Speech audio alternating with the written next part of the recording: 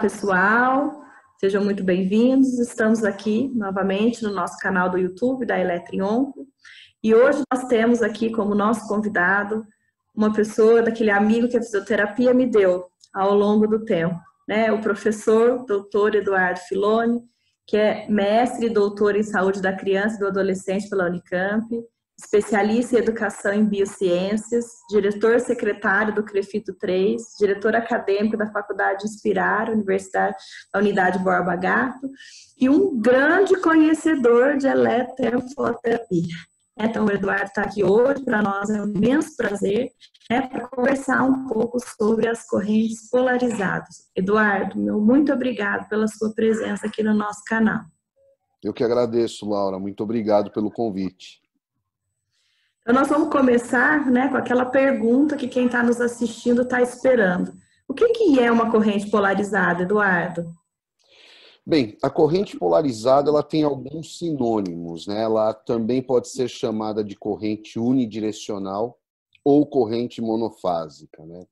As correntes elétricas terapêuticas, Laura, elas são classificadas quanto ao fluxo, né? Então, ela tem duas características básicas em relação ao fluxo. Ou ela pode fluir em apenas uma direção, ou ela pode fluir nas duas direções, né? Dentro de um circuito elétrico, se a gente for definir eletroterapia, né? A eletroterapia ela é o tratamento por meio de correntes elétricas terapêuticas, por meio de correntes elétricas que fazem o bem, né? Ou que procuram fazer o bem quando bem aplicada, quando aplicada de maneira correta. E nós temos várias, né, possibilidades de correntes terapêuticas. E aí nós temos duas grandes divisões, né? A gente pode dividir didaticamente em correntes polarizadas e as despolarizadas, né? Então, resumidamente, a corrente polarizada ela sempre vai fluir em apenas um sentido. Por isso que ela também é chamada de corrente unidirecional, né?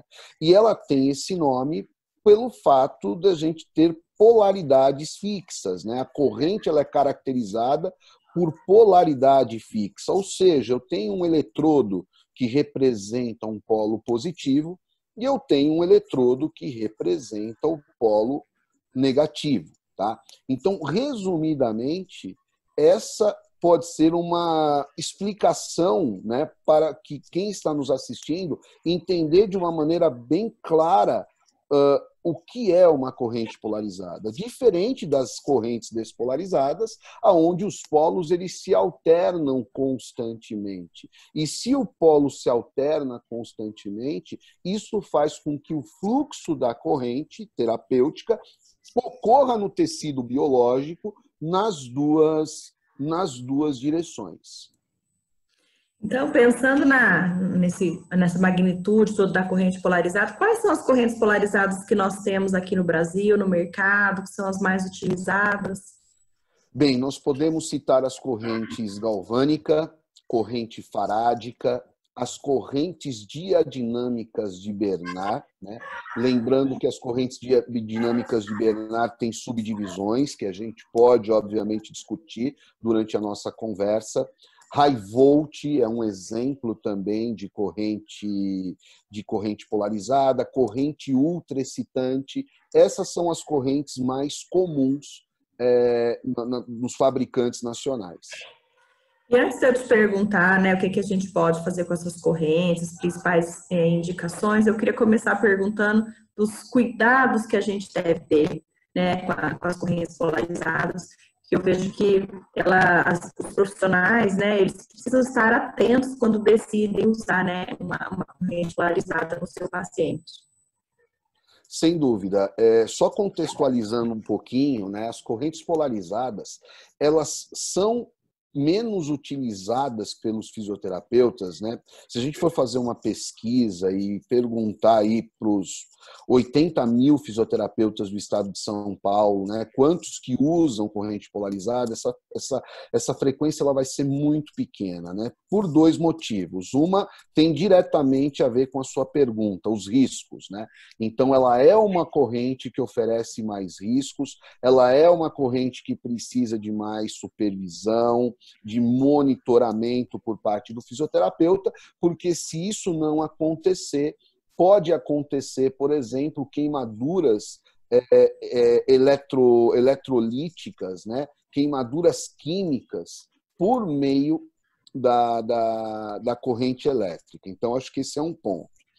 Cabe ressaltar também, Laura, que essas correntes, se a gente for analisar uma linha do tempo, elas foram desenvolvidas primeiro, né? Então, a corrente galvânica, a corrente farádica, são correntes mais antigas, né? E depois chegaram as correntes bidirecionais, que são correntes mais seguras, são correntes que oferecem menos riscos. Então, isso já é uma motivação de menor utilização por parte dos fisioterapeutas.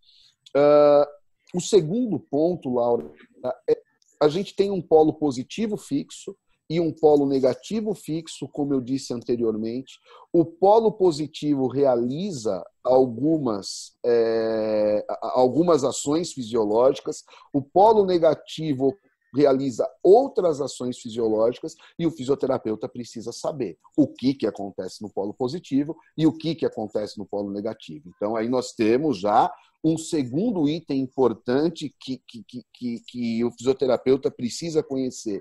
E, por fim, o fisioterapeuta precisa saber aonde ele vai colocar esse polo positivo e aonde ele vai colocar o polo negativo. Então, o posicionamento, de acordo com os efeitos fisiológicos, fazem diferença. Então, como a gente precisa ficar atento com muitas coisas, isso acaba, de uma certa forma, afastando a utilização das correntes polarizadas, né, por parte dos fisioterapeutas. Só que também é importante que eu diga que tem algumas coisas que só as correntes polarizadas são capazes de fazer em relação às bifásicas, né? Então, um exemplo clássico é a iontoforese, né? A iontoforese, ela pode ser definida pela utilização de uma corrente polarizada, né, para a administração e absorção de substâncias farmacológicas e ou princípios ativos. Então, respondendo a sua pergunta, a queimadura química é o principal fato aí de lesão, né, de intercorrência que o fisioterapeuta pode ter durante uma aplicação. Lembrando que essa queimadura química, ela acaba acontecendo mesmo por um acúmulo iônico, né, tanto no polo positivo quanto no polo negativo. No polo negativo, o que pode contribuir para essa queimadura precoce é um aumento do pH local, é uma alcalose local, né? Então, isso pode gerar uma queimadura química. Eu acredito assim que seja o principal cuidado para um fisioterapeuta numa aplicação de uma corrente polarizada. Você vê que as pessoas, os fisioterapeutas, né, não usam porque tem medo de usar, né? Então é exatamente isso, né, no nosso dia a dia. Então, eu não entendo bem, não estou muito seguro para usar. Então, eu prefiro usar uma corrente, né, que não me ofereça tantos riscos, porque eu não sei manejar. Então, para quem está nos ouvindo, acho que essa fica a primeira dica do nosso bate-papo, né? Antes da gente resolver usar uma corrente elétrica, nós precisamos compreender, né, o efeito da corrente sobre o tecido biológico, para que a gente possa trazer benefícios para o paciente, né, através da corrente, os benefícios que são vários, mas não trazer os malefícios, né? Então, essas queimaduras não acontecem sem querer, elas acontecem porque alguma coisa, né, foi errada ali nos parâmetros, né? Então, eu vou aproveitar aí né, isso que você explicou muito bem aí para a gente. Então, qual é a diferença do polo positivo para o polo negativo? Bem, o polo positivo, ele vai ter uma acidose local, ou seja, o pH local diminui. Consequentemente, isso vai levar a uma coagulação ou uma desidratação no local, tá? No polo negativo, vai acontecer ao contrário. Eu vou ter uma alcalose, um aumento do pH local e, consequentemente, uma hidratação no local. Laura, se a gente pegar uma batata ou um pedaço de carne crua e fincar os eletrodos, tá? nessa batata ou na carne, e a gente deixar a corrente polarizada ligada por um determinado período, principalmente a corrente galvânica, eu gosto de fazer essa experiência, porque ela é uma corrente contínua, né? Então, esse acúmulo iônico acaba ocorrendo numa maior proporção. O que vai acontecer? Você vai ter como resultado numa batata, no lado do polo negativo, vai ficar bem molinho, vai ficar bem amolecido, né? Vai ter algumas bolhas ali, como se fossem uma cavitação formando ao redor do eletrodo e na própria batata. E no polo positivo, a gente percebe como resultado que fica bem endurecido, né? Então, é uma experiência interessante para quem adquire ou para quem tem esse aparelho, para automatizar, né? E por falar de automatização, eu concordo com você em relação a conhecer esses efeitos fisiológicos para conseguir otimizar melhor a aplicação, mas também é importante que o fisioterapeuta treine, repita, treine num colega, né? Automatize aquele aparelho, né? É muito comum, às vezes, a gente adquirir um produto e não ler o manual de instrução, não ter calma, né, para conhecer aquele produto. Então, quando eu ministro minhas aulas de pós-graduação e eu abordo as correntes polarizadas, é muito comum alguns alunos falarem assim: poxa, eu tenho um aparelho que tem todas essas correntes que você está comentando, mas eu só uso o TNS, né? Eu só uso o FES. Então, ele não acaba explorando aquele mundo de possibilidades, né? Não, com certeza. E assim, quais seriam as indicações? Então, quando é que a gente faria essa escolha por uma corrente polarizada? Bem, as correntes polarizadas, elas têm uma indicação interessante para algumas situações que geralmente não é comum com uma corrente bifásica, né? Por exemplo, reabsorção de edema. Tá? Esse acho que é um exemplo aí clássico, né? Se o polo negativo ele é um polo que hidrata, jamais o polo negativo pode ficar no local do edema, no foco do edema. O polo negativo ele vai ter que ficar no sentido do retorno venoso, ele vai ter que ficar numa região que tenha linfonodos, né? E o polo positivo, sim, se o polo positivo é o polo que coagula, o polo positivo ele vai no edema. Então, além da indicação, acho que é importante a gente discutir já, né, essa questão do posicionamento dos eletrodos. Por exemplo, reparo tecidual, né? Então, pensando no reparo tecidual, é comum a gente colocar o polo positivo próximo daquele tecido que a gente precisa reparar e o negativo ao lado do polo positivo. Eu vou dar um exemplo da minha área. Um indivíduo que teve uma lesão do ligamento colateral medial do joelho. Se o meu objetivo é contribuir com o reparo tecidual desse ligamento durante a evolução clínica das fases do reparo, o polo positivo eu colocaria no ligamento propriamente dito, ali entre o epicôndilo medial do fêmur, né, e a tíbia, e o polo negativo, que é o polo negativo, que é o polo que hidrata, eu colocaria no ligamento, e o positivo eu colocaria próximo ao polo negativo. Então, só repetindo, para ficar claro, o polo negativo, que é o polo que hidrata, ele que vai na cicatriz propriamente dito. Então, quando eu falo cicatriz, é o tecido que está sendo reparado, né? Porque a gente, quando fala de cicatriz, às vezes quem está ouvindo a gente pensa na pele, né, num primeiro momento, né? Mas a gente precisa lembrar que, enfim, os tecidos eles possuem aí uma fisiologia do reparo tecidual, né? Que a gente leva em consideração para realizar as nossas prescrições. Vou dar um outro exemplo para ficar mais claro. O ligamento talofibular anterior do tornozelo. A gente pode colocar o polo negativo, que é o polo que hidrata, no ligamento propriamente dito, na região onde a gente palpa o ligamento, e o polo positivo próximo, né? Então, é uma outra possibilidade.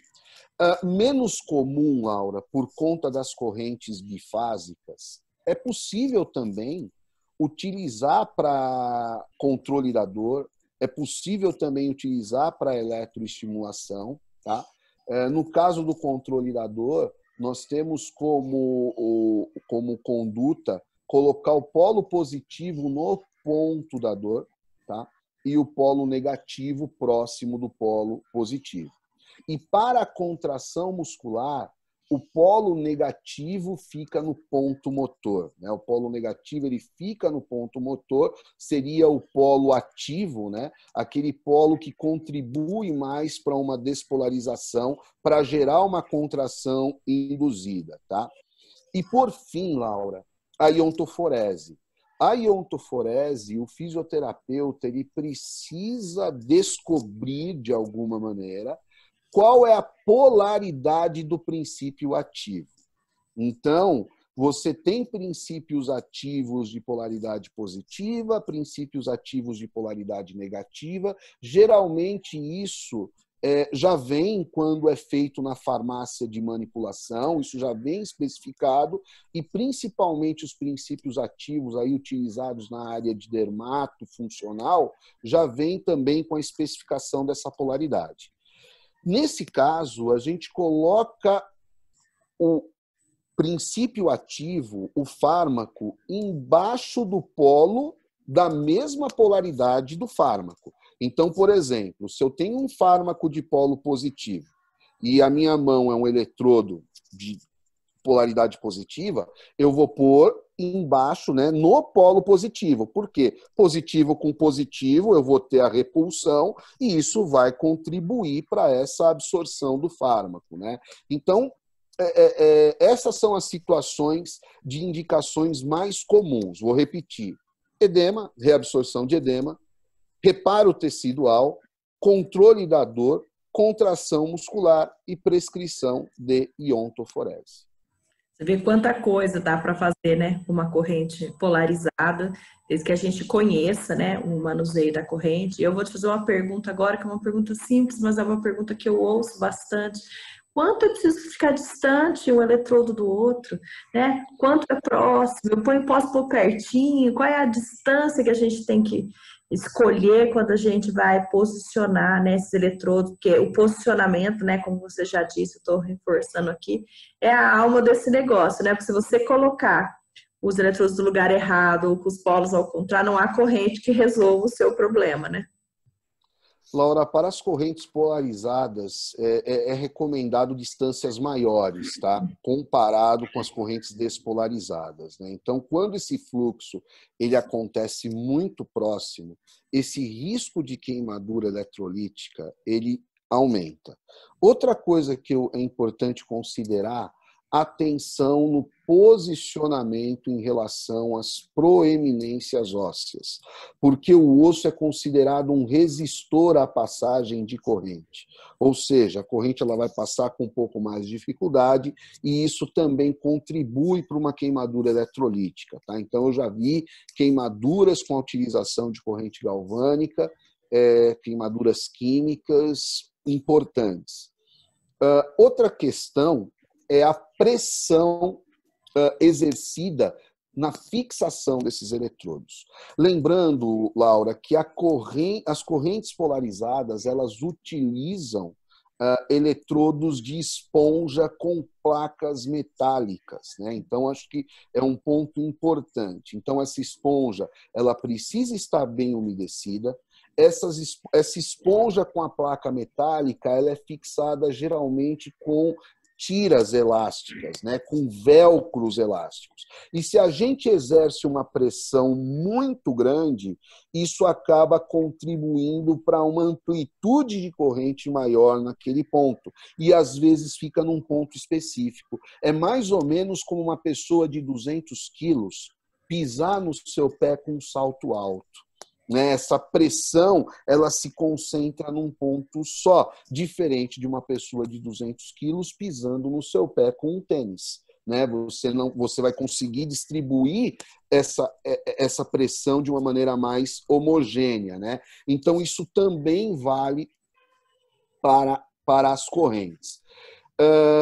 A distância mínima, uma distância de 10 centímetros é considerada uma distância segura. Mas, por exemplo, numa aplicação que nós chamamos de gangliotrópica, Laura, onde a gente pode colocar o polo positivo no edema e o polo negativo no sentido do retorno venoso, nada impede que um eletrodo esteja na mão e outro eletrodo esteja aqui próximo da axila, não tem problema nenhum, ou na região do cotovelo, aonde a gente já tem uma distância bastante segura. Você vê que sabendo aplicar, né, a gente garante, inclusive, né, a diminuição de riscos, né? E eu vou aproveitar que você falou do eletrodo, né? E essa questão tem que umedecer, né? A gente não pode colocar seco ali. Como é que você faz esse manejo aí do eletrodo? A gente umedece, né? Tira o excesso de água, ele precisa estar bem umedecido, a água é um bom condutor, né?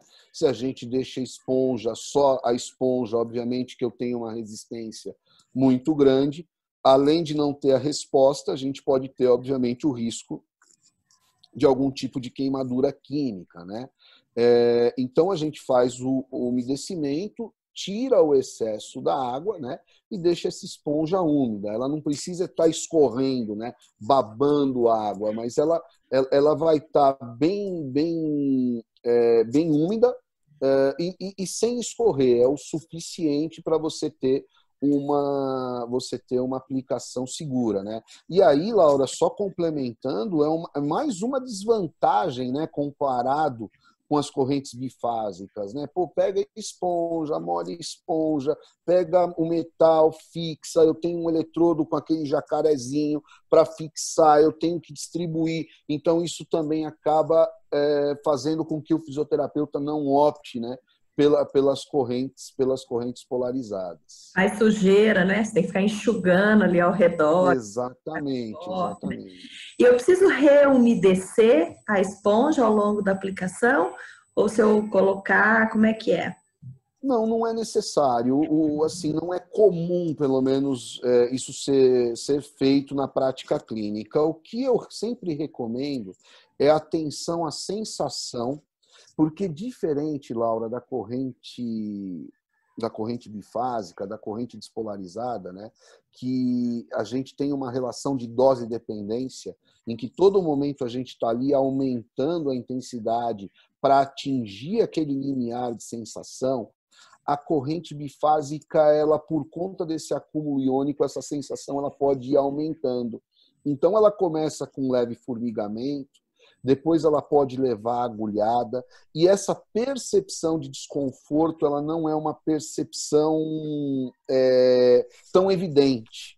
Então, eu tenho como hábito, principalmente nos primeiros atendimentos, parar um pouquinho, dar uma olhada, né, ver como é que está essa resposta. E aí, só abrindo um parênteses, né, a corrente farádica, que é uma corrente polarizada, que é o nosso tema de hoje, ela é muito utilizada nas lesões nervosas periféricas, para eletroestimular um músculo parcialmente denervado ou denervado. E a gente não pode esquecer que o paciente que tem uma lesão nervosa periférica, ele está com a sensibilidade comprometida. Então, o risco ele aumenta. Não é simplesmente colocar e falar, não, fica aí. Então, eu já tive a oportunidade de atender vários casos de lesões nervosas periféricas com corrente farádica, e a atenção ela é redobrada, porque o paciente ele não tem uma sensação fidedigna daquele ponto, né, que a gente está aplicando a corrente. E se a gente não tomar cuidado, vai queimar, vai levar uma queimadura química, né? Então, é um ponto também a se considerar.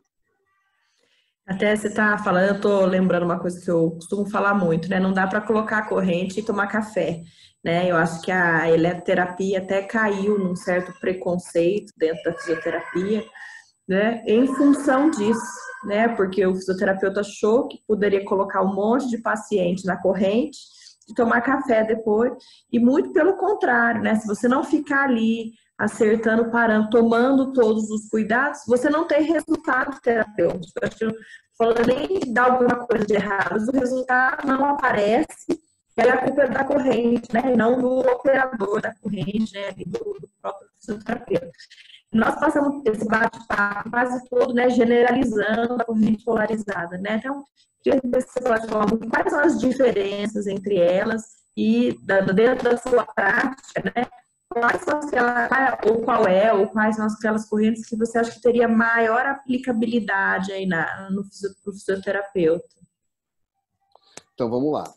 A corrente galvânica, ela geralmente é uma corrente direta, uma corrente contínua, classicamente.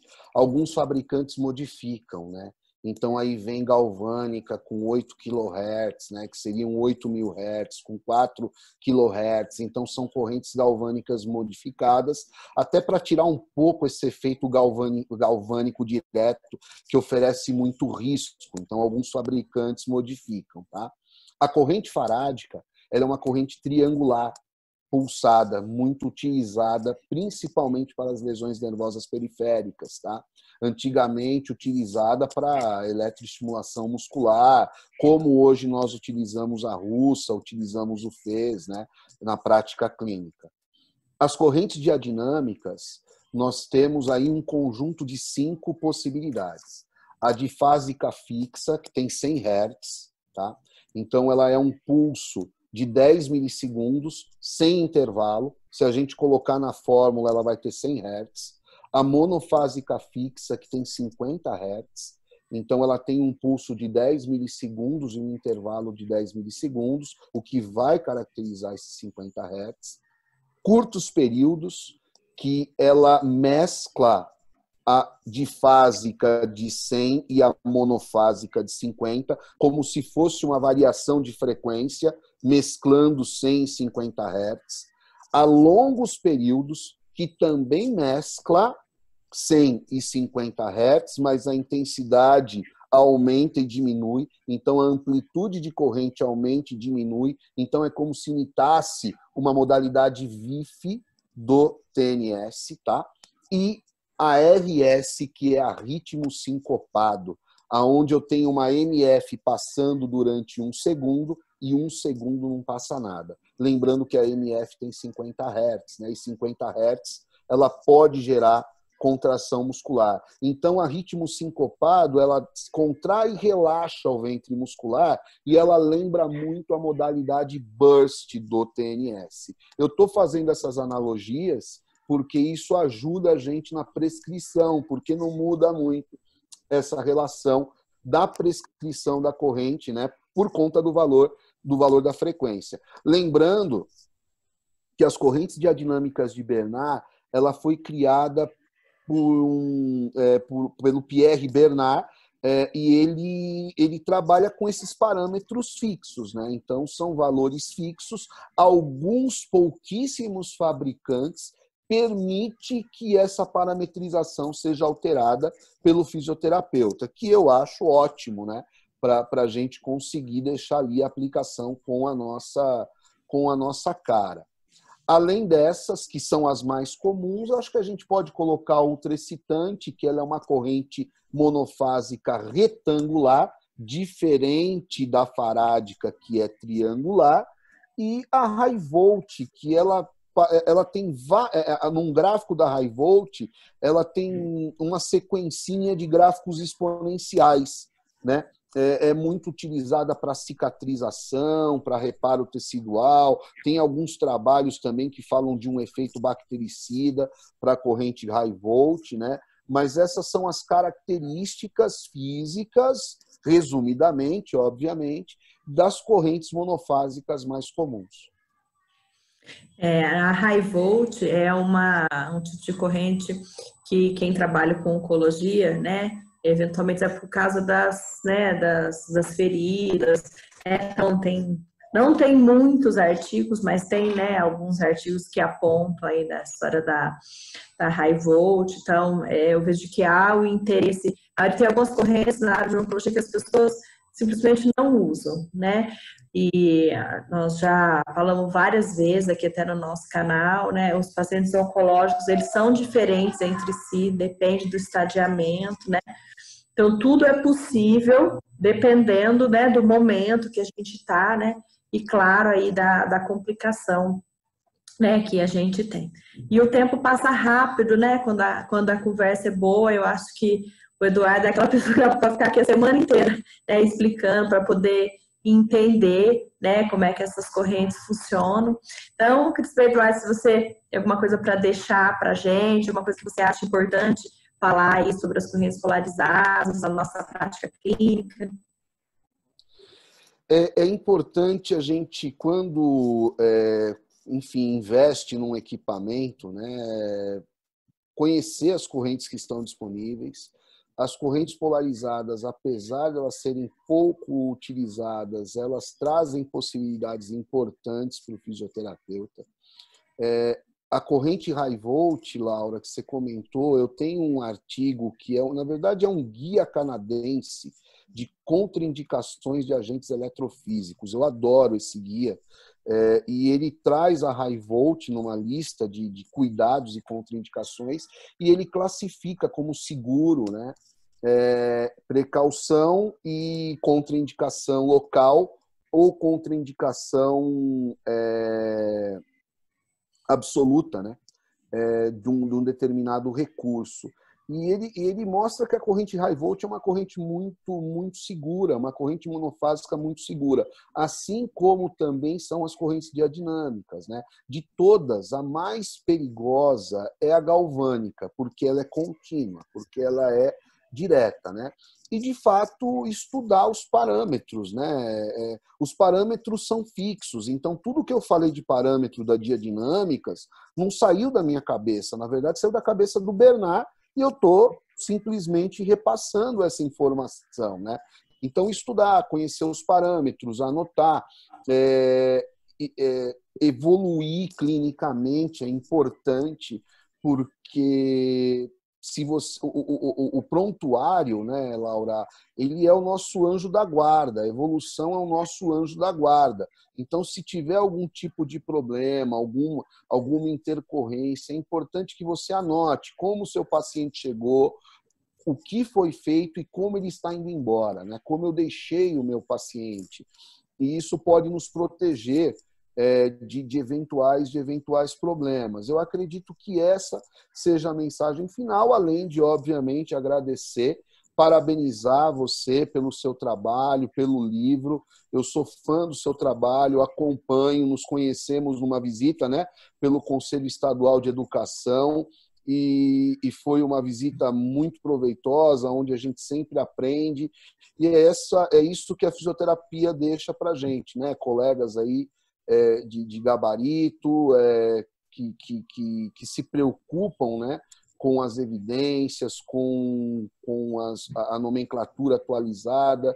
Então, eu fico muito feliz mesmo, muito honrado pelo seu convite. Eu só quero agradecer. Obrigado.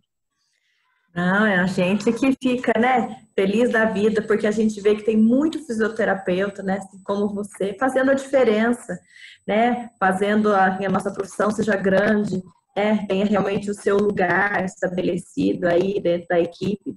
E às vezes eu ouço gente que mexe com graduação, né, mas será que é uma boa fazer fisioterapia? Será que eu tenho mercado de trabalho? Não, o mercado tem e muito, né? Só que a gente precisa estudar, né? A gente precisa saber aquilo que a gente está fazendo, né? Agora, em situações de pandemia como a que estamos vivendo, nunca mais vai faltar emprego para fisioterapeuta, né? Porque as complicações, infelizmente, são muitas e muito ligadas à nossa área, né? Esses pacientes vão precisar muito aí de reabilitação, e eu tenho certeza que esse nosso bate-papo deixou todo mundo com a cabeça, né, a mil, né, com aquela vontade de estudar, falar, nossa, parece que eu preciso entender mais isso, né? Então a gente tem muitos bons livros de eletroterapia no país, e a gente tem cursos, né, o professor Eduardo está aí nas pós-graduações, né, dando cursos que a gente podia procurar, né, para a gente entender, e aí com certeza a gente aplicar melhor aí no nosso paciente. Então,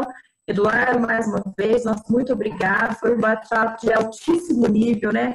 Daqueles que realmente fazem diferença aí na vida de quem assistiu. Então, você que nos assistiu, nosso muito obrigado.